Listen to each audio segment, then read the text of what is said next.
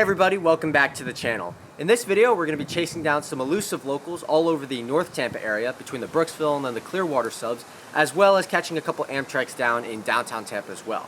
Now we're going to start on the Hillsborough Spur, a spur track that I've never seen switch before on a nice Wednesday morning with L755. Driving south out of the house this Wednesday morning, I'd be in search of local L755, who I'd heard getting an EC1 just minutes before, different than his normal one. Usually 755 goes to Drew Park Engines Light and picks up empty auto racks for Tampa, bringing them back in the afternoon. However, this morning's 755 would get permission within the Sulphur Springs yard limits. If you watched my video of the Brooksville subs inspection train from last month, you might remember that the Sulphur Springs yard limits end way up the line at milepost SR 834 in Lutz, covering all the trackage between there and the junction about 5 miles to the south. This coverage includes the Hillsborough Spur, which breaks out of the main line at SR 836.9, and the future location of that L755 out of Tampa. Setting up at 30th Street, right across from the University of South Florida, 755 and I would make it to the spur around the same time, with a solo Jeep 40-3 for power and a single covered hopper to drop off for the Yuengling Brewery just around the corner. The lumber cars behind that are for Robbins Lumber, another half mile or so north of us on the Brooksville sub, but we'll get to that later. Since Yuengling is a stub-end customer with no runaround track, 755 has to run around his entire train here at 30th Street before backing it all the way into the facility. It's good to see little sidings like this still being used, considering that CSX tends to rip up another one what feels like every day.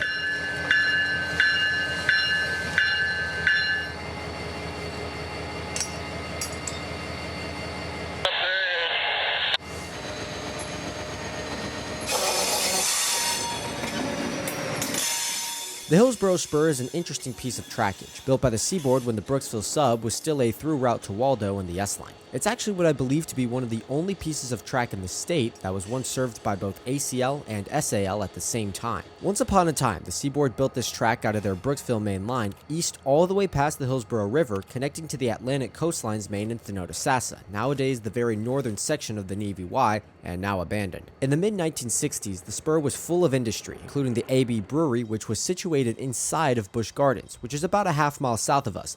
At one time, there was a diamond inside the park where the spur crossed Busch Gardens passenger tracks, becoming the only narrow and standard gauge diamond in the state. It was an interesting operation, as the two railroads would go on and off each month, with the SAL switching one month and the ACL switching the next. Seaboard's job would originate out of Sulphur Springs and its small yard just a couple miles south by west of here, with the ACL running a job out of their Uceda yard in Tampa. This explains why all the industry spurs once had Ys connecting them to the main, so that trains from both directions could easily access them.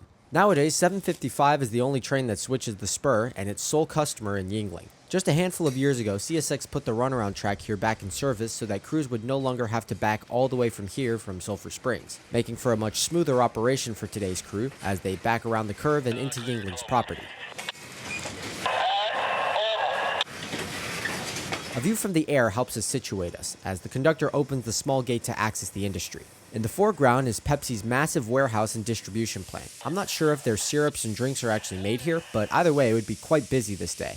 Behind the silos of Yuengling and their handful of tracks are the roller coasters of Busch Gardens, just a few hundred yards to the south, all overlooked by the Tampa skyline, a little under 10 miles away from this view. The operation at Yuengling would be a simple one today, drop off one load and get out. I think this is a twice weekly stop for this train, but it's not scheduled, so here in a few days I'd assume that another load would be dropped off here whenever that empty is picked up, but that's just a guess. About 15 minutes in the plant and 755 is ready to head back to the main line and continue north to switch out that lumber industry with those 4 loads.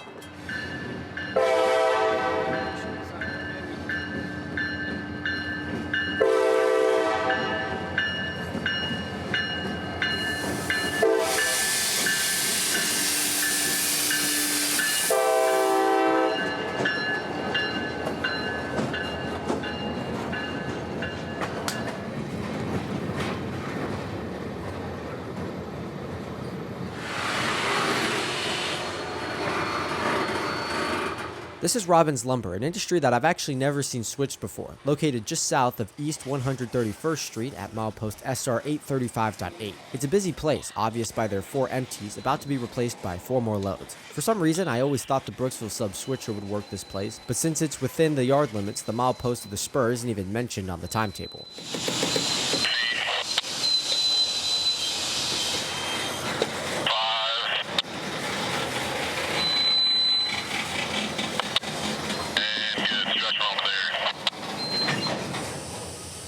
We'd stay here for a couple of minutes, watching as L755's crew attempted this awkward coupling of center beams on a curved piece of track. But soon hearing another train on the radio leaving Tampa, we'd relocate just a couple miles south to Sulphur Springs and the Clearwater sub.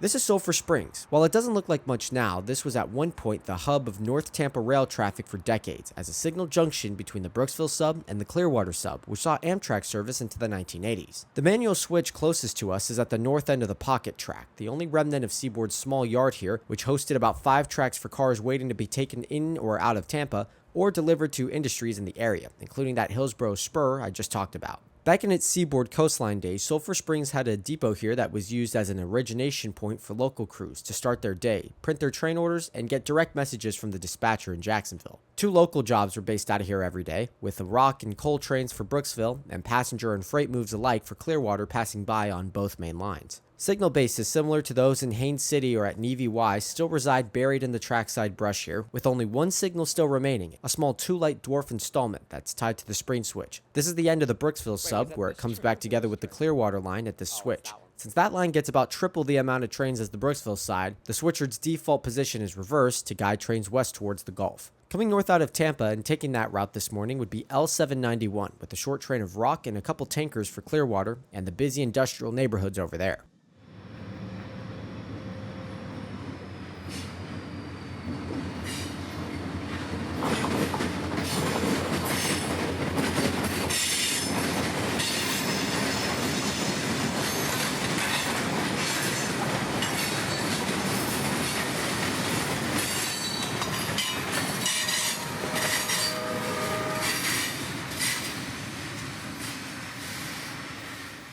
Stepping back and viewing the junction from afar here in 2025, it's crazy to imagine Amtrak trains calling signals through here, while U-36 Seaboard switchers shuffle cars next to the old depot, now that vacant triangle of land between the 2 subdivisions. South and east about 8 miles, and we're now on the Atlantic coastline trackage in Mango, where Tampa's Amtrak trains still run twice daily, today meeting right here in the siding. Coming out of Tampa would be a late Amtrak 91, meeting his counterpart northbound, number 92, who'd be a few minutes early this day. 91 stop, north of the Mango and the siding. 292 clear, north of the Mango, south main.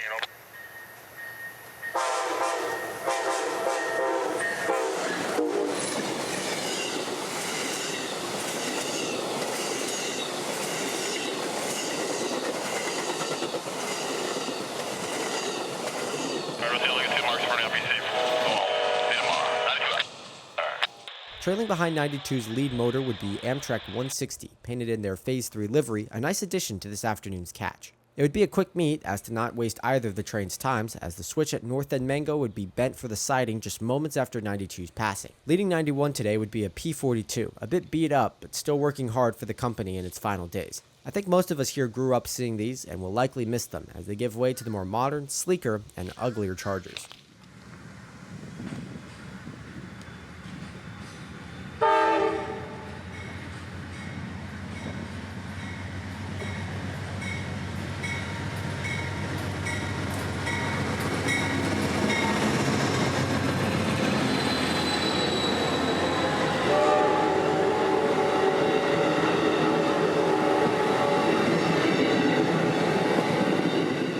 I'd followed 92 to Union Station in Tampa to pick up my brother who had ridden the train up from South Florida. We'd pull in at 5th Avenue just a half mile or so from the station, where this last portion of the A line crosses Tico's Ybor City streetcar line. As we waited here for 92's departure, one of the many streetcars would roll over the diamond before signals would go red for 92 as he tripped the signal circuit, and he gets the green to proceed north.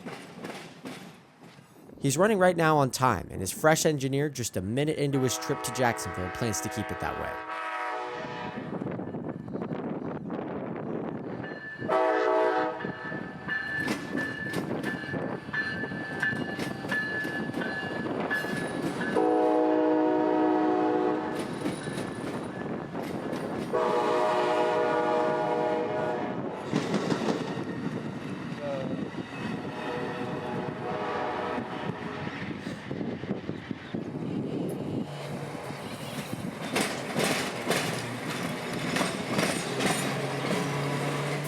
Two days later, I'd be back in town running some errands, and with Amtrak 91 in the picture running this morning with 2 more old P42s, I'd stop in once again at 5th Avenue as a trolley came to a slow halt before the diamond. I guess 91 had barely beaten this guy to the circuit, delaying the trolley by a couple minutes as 91's conductor counts down the shove into Union Station.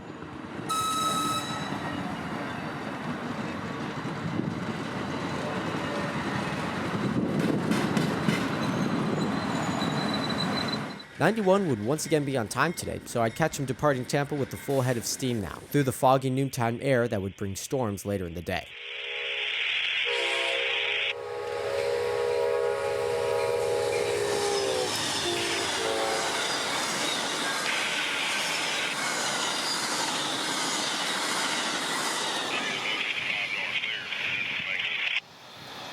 Just 2 days later, and I'm out in Lutz now, with word that the northbound Tuesday night run is heading my way, tonight running as a Y201 in place of the normal L781. That's 841.0, got the Y20118 with a 7268.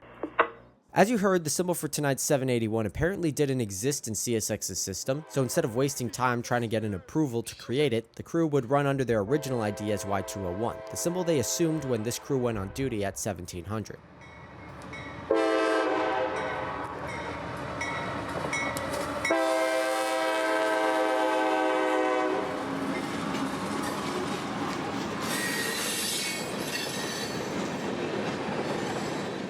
As the train would roll by Lutz, it would hit me how long and dark of a night it would be for this crew, working Land O'Lakes, Spring Hill, and Brooksville on their way north tonight, in the cold and still air of this February night. So following the train north, I'd make a quick stop to pick up a bag of snacks for tonight's crew, intercepting them at Pasco Iron and Metal, their first customer of the night.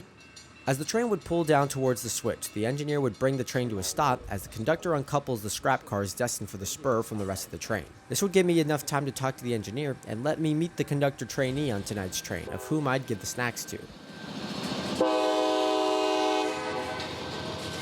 The operation at PIM would be simple, as the crew would pull out 3 loads from the spur and couple them back onto their train sitting on the main line south of the switch. With those now coupled and air hoses connected, the empties could be spotted in the spur, of which an RJ Corman red gondola would be seen, a car that I believe is only seen in the Tampa area because of this train. High-top gondolas are used here and in Miami, making for a lesser seen commodity around Central Florida and this region as a whole.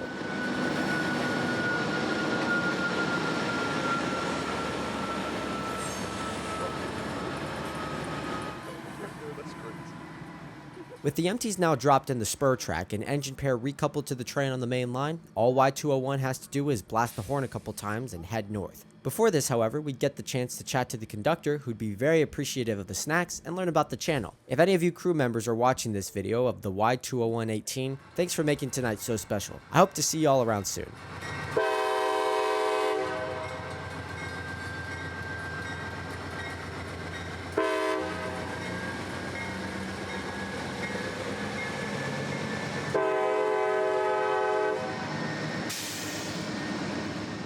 And one more train, now in the Clearwater sub in North Tampa. I'd be running errands around Dale Mabry and hearing CSX train L791 departing Tampa for Clearwater this Wednesday morning. I'd pull off at Bush Boulevard at Hines Avenue, where the tracks pass a well-maintained commercial office building and fountain. It's not every day that you get to see a scene like this, paired with the mechanical bells on this old crossing. It would make for a nice way to finish off this morning, and this video as a whole.